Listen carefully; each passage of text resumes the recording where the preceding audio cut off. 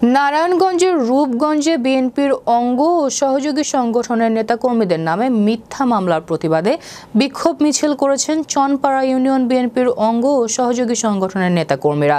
সোমবার বিকেলে কায়েতপাড়া ইউনিয়নের ড্যামরা টু কালীগঞ্জ সড়কে এই বিক্ষোভ মিছিল অনুষ্ঠিত হয়।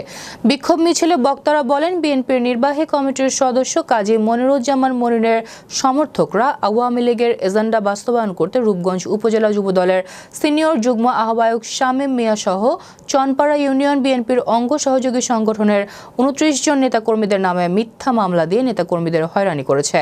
তারা এই মিথ্যা মামলার তীব্র নিন্দা ও প্রতিবাদ জানান। এ সময় বিক্ষোভ মিছিলে উপস্থিত ছিলেন চনপাড়া ইউনিয়ন যুবদল সভাপতি মনির দেওয়ান, সাধারণ সম্পাদক মানিক ঢালি, সিনিয়র যুগ্ম সম্পাদক আইয়ুব আলী, স্বেচ্ছাসেবক দল নেতা রফিক, চনপাড়া ইউনিয়ন ছাত্রদলের সাবেক সাধারণ সম্পাদক নাইম, সিনিয়র যুগ্ম সম্পাদক রানা, শ্রমিক দলের সভাপতি সিদ্দিক, সাধারণ সম্পাদক রুবেল, জাসাসদের সভাপতি রাসেল, সাধারণ সম্পাদক পারভেজ, তাঁতি দলের সভাপতি কুদ্দুস, সাধারণ সম্পাদক শাহজাহান সহ অনেকে উপস্থিত ছিলেন।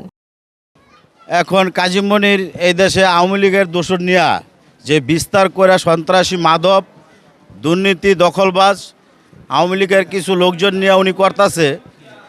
এই কারণে আমরা কাজী মনিরে প্রত্যাহার করলাম, বিশেষ করে চনপাড়ার থেকে না, পুরো রূপগঞ্জ থেকে। তো অনেকদিন কাজী মনিরের লগে আসছিলাম, হ্যাঁ আঙ্ক চনপাড়াতে লইয়া অনেক খারাপ খারাপ কথা কইছে, বস্তি কইছে আমরা চুরি করছি, কিন্তু আমরা কোনো চুরির ভিতরে নাই।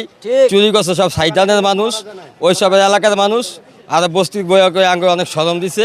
এর লেগে আমি আর কাজী মনিরের লগে নাই, শামীম ভাইয়ের লগে সবসময় থাকবো, ইনশাল্লাহ দীপু ভাইয়ের লগে সবসময় থাকবো।